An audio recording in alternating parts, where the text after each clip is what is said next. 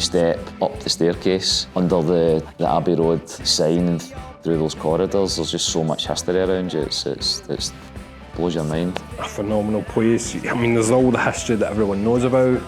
While I'm watching TV, I'm watching YouTube documentaries on this type of stuff, so that's me down to a T. Being at Abbey Road Studios is like, you know, every musician's dream. This room in particular, you know, the sort of artists that have been here, the records that have been made here. Everyone associates it obviously with the Beatles, but a lot of other big bands that we look up to have been here, have recorded here.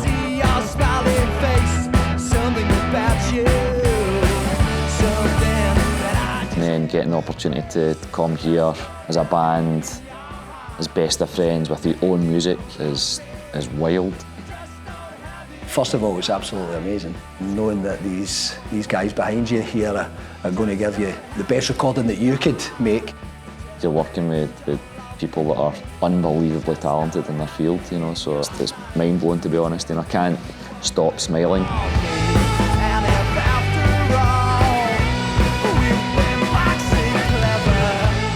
What we've ended up today, from what I hear, is something really fabulous, and I think that the quality of the sound inspired us today, and I think we did. I thought we rose to the occasion. Loved every single second of it.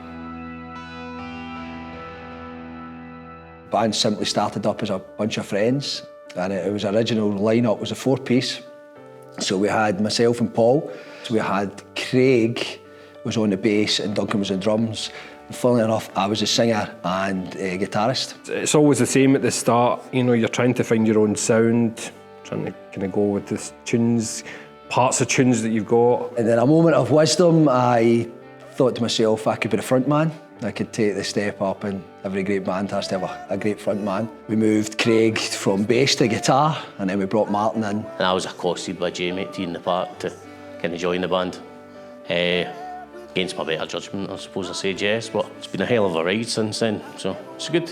And then later on, Fraser came in and made it the 6-piece that we've got today. Just started playing music with them, like jamming and stuff. Then it really just became the band that it is. We've been sort of playing sort of as a 5-6-piece since about 2006-07. Had a lot of time playing around about all over Scotland, down south. We played everywhere. We're lucky to get some good support slots.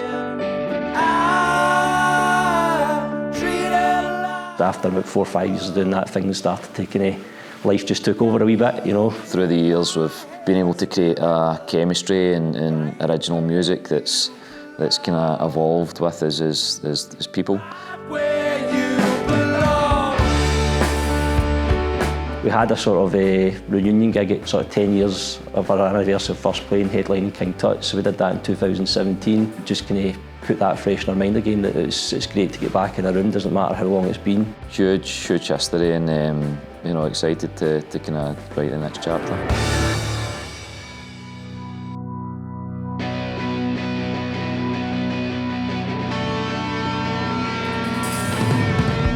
So we recorded 5 tracks. A couple tracks that we'd recorded previously, a couple of them before I was in the band, so they're kind of older stuff. And so it's nice to refresh them. I'll be really honest, at the start of it, me and I think the other guys as well, we are nervous, anxious, overwhelmed a wee bit. It's been challenging, it's not been easy.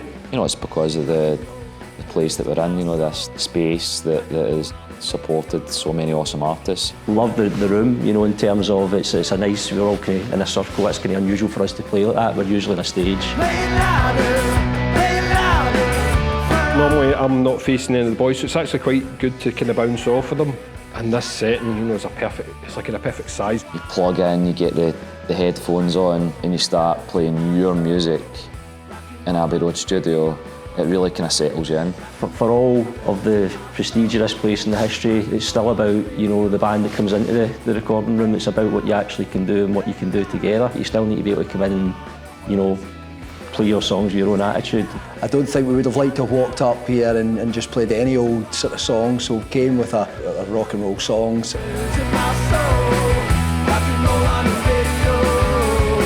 It didn't take us long to get fired up. It was a wee bit an early start, but we were kind of firing all cylinders before too long. I even just saw a big change in them with how energetic they were and how energised they were just by being here. Reunited after 7 years. It actually goes to show how much we practiced back then.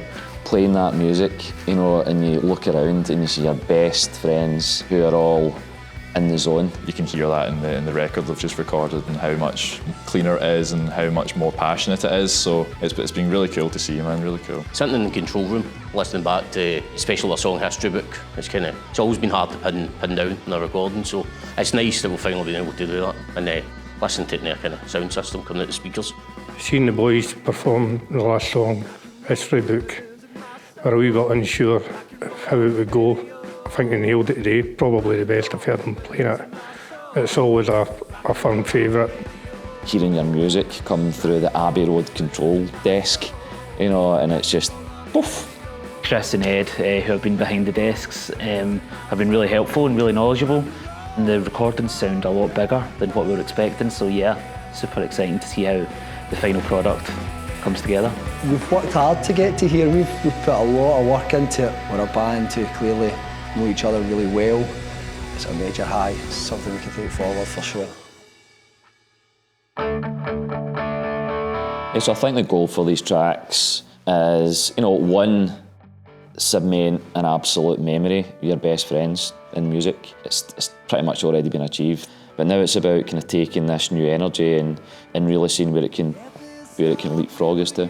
We've always felt that the number one thing for this band in particular has always been our live sound. It's gave us a wee second wind there, that there's options open to us to sort of exploit that a wee bit more. And obviously if you're, you know, in Abbey Road Studios and you've got a great recording, it's a great place to kind of start kicking things off again. We've got songs on Spotify and all that kind of stuff, but we don't have a lot of content on YouTube. So I feel the purpose of this is really to get these songs that we've learned, you know, played hundreds of times and that our fans know, like bring some real life back into them. These are brilliant tunes. They're tunes that people have latched onto, they've sang them, they've spoke about them to us, they tell us they're great songs. We just have to be the band that play them and go out there and work hard at it. And it's about, you know, getting the music released, getting people to see and sharing the experience that we've captured here and gigs under our belt, which is exciting. So. And hopefully I'll kind of kickstart the boys back in to writing a lot more songs. We know each other so well, the chemistry's there, so yeah, it's really just getting the message out there that Symptoms are back, you know, so they've been doing a great job and I'm really excited to see what comes of this release. The plan after this recording is for them to take over the world.